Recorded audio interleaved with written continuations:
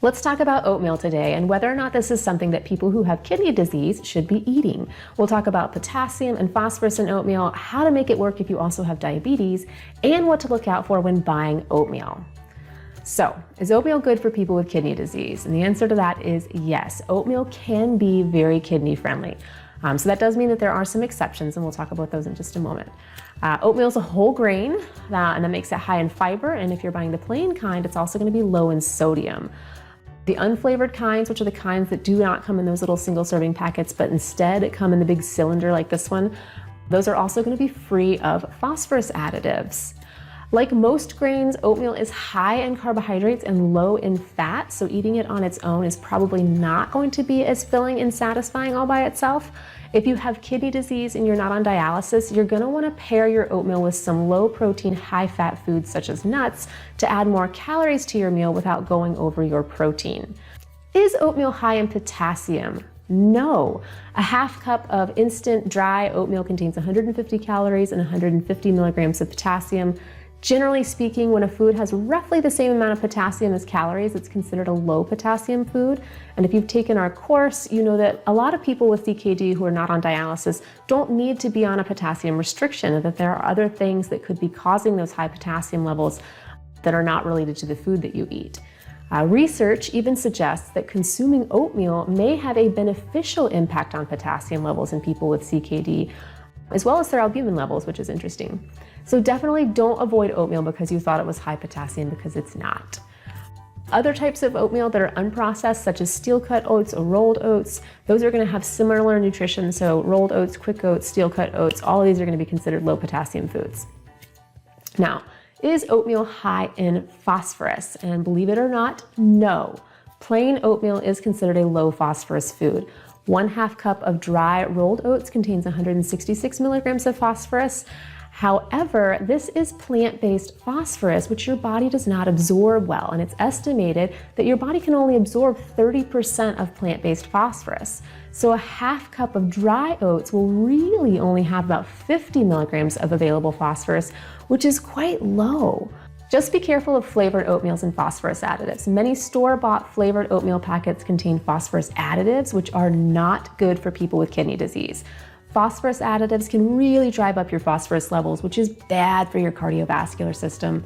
In order to ensure that you are buying a low phosphorus oatmeal, be sure to check the ingredient list for any words that contain the letters PHOS. If you see phos in any ingredient on the oatmeal label, it would be best to find a different option. And we actually share several low sodium and no phosphorus added options on our website if that's something that you're interested in.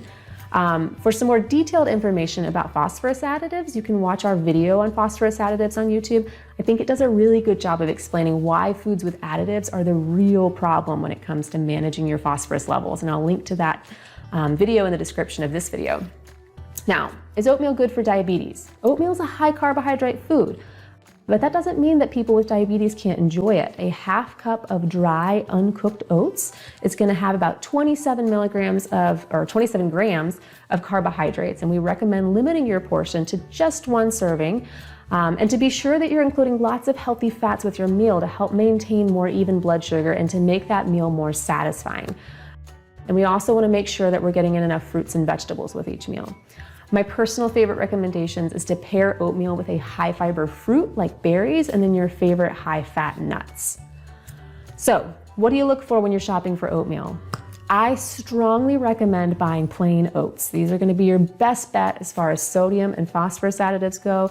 There are tons of recipes online for making delicious oatmeal, and they're usually really easy to make, and not to mention that plain oats are going to be way cheaper. But if you want the convenience of packaged pre-flavored oatmeal, then here's what to look for.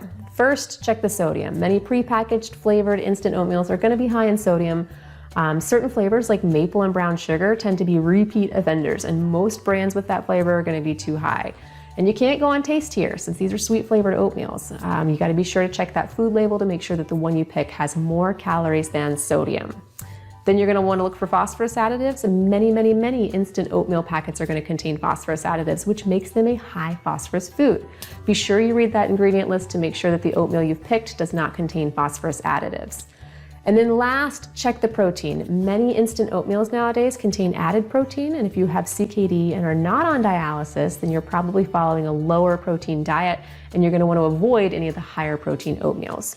In general, instant oatmeal should have no more than 4 grams of protein per packet. If you're on dialysis though, then the added protein versions are fine, as long as they're still low in sodium and contain no phosphorus additives. If you want to see exactly which pre-flavored oatmeals are available that meet our kidney-friendly criteria, head on over to our website. I'll put a link in the description of this video. That's where you'll find the most up-to-date information. We include pictures, nutrition info, and even links so you can check reviews and prices for these things. And if you like videos like this, check out our YouTube channel. We have tons of great videos on kidney nutrition. And if you want me to make more videos like this, please let me know by liking this video and subscribing to our YouTube channel. Thanks.